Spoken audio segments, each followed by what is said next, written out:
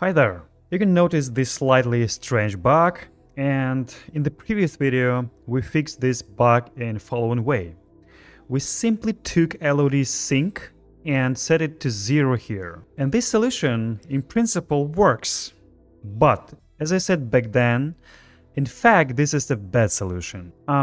It only works if you are doing, for example, a cinematic, and well, this is not a production-ready solution. The problem is that the assets don't have LODs and they need to be generated. Fortunately, this is done relatively easily. I'll now show two approaches that can be used in production. Let's select, for example, the holster, the very first one, and generate LODs for it. So what is needed to generate LODs? You need a generation description. We can choose from those that already exist. For example, let's take Body LOD Settings. These are LOD settings that come with MetaHuman. They are located in the MetaHuman folder. Okay, and we can create 4 LODs. Usually, that's more than enough. And then press Apply Changes. But there is a small problem here. In fact, these settings do not recalculate the geometry at all. If I demonstrate it now, just so nothing distracts us, when I switch LODs, the mesh does not change. There are no visible changes at all, although the LODs are generated, and that's because in these LOD settings, the percentages of triangle reduction are not specified. We have to generate them ourselves. We copy this asset here, and instead of body, we'll call it outfit. So in this case, we have 4 fields. LOD indices that define the LOD group, these indices. And here we can specify reduction options. For index 0, we change nothing. For index 1, we change here in the reduction settings the percentage of vertices that we want to keep.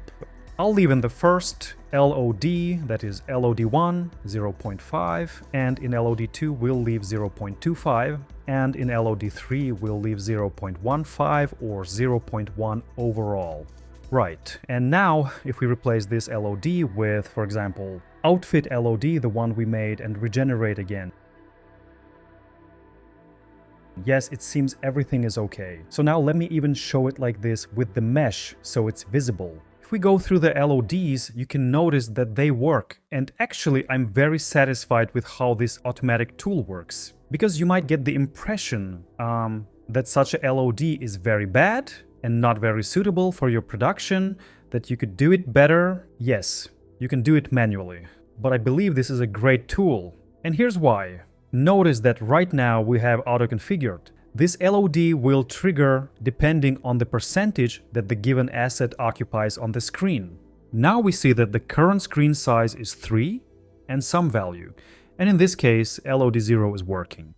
Now, if we move farther away, then at this distance, LOD1 turns on, and the mesh here is quite dense. And this is only 50% of the original. If we move even farther, then only here LOD2 turns on. That is, I don't see much difference at all.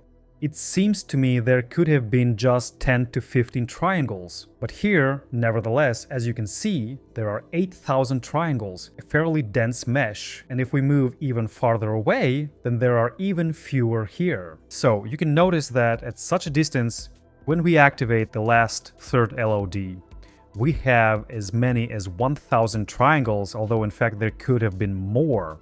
So you can play around with these settings according to your project, make them more aggressive. For example, make not 0.1, but for example 0.01. That is, reduce 10 times. So now another problem arises. We fixed this problem for this asset, but what about other assets? There are many of them here, and in this case, you may have assets from other projects, from for other characters, and so on. But we don't want to do this manually, right? And here, automation tools come to the rescue. And we will create one of them with you right now in this video. Fortunately, it won't take much time. We create a utility blueprint that works specifically with assets. And let's call it something like this. Create a new method here. This will set up LODs. Immediately enable that this is a call in the editor. And we take and iterate through the selected assets. Next, we need to check whether the assets are skeletal meshes. And if they are skeletal meshes, we can now work with their LODs. That is, we write here the set LOD settings. These settings can be exposed as a method parameter. This way, when you call this function in the editor, it will offer you settings to choose from. You can also specify them directly here. That is, not make it a parameter. That's up to you. And then we call another method for LOD, regenerate LOD. Let's tidy things up a bit here. Usually I make 4. 4 is more than enough. You can make even 8. That's completely up to you. That's it, our script is ready. Now we go here, and let's take our meshes. And for example, for now, I'll regenerate assets for these 3. We go to script asset actions. I also have some additional ones that came with the project. We are interested in our setup LOD, select outfit LOD settings, and press OK. This may take some time. So for example, let me open this jacket and see whether it generated LODs for us.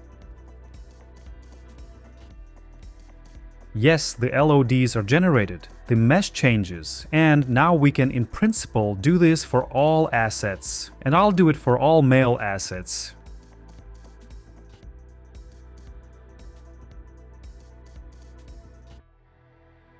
Now our MetaHuman has LOD Sync set to the standard -1, so it automatically switches in the LOD level depending on what percentage of space it occupies on the screen. And at a distance, now our assets automatically switch. Thanks for watching and see you in the next one.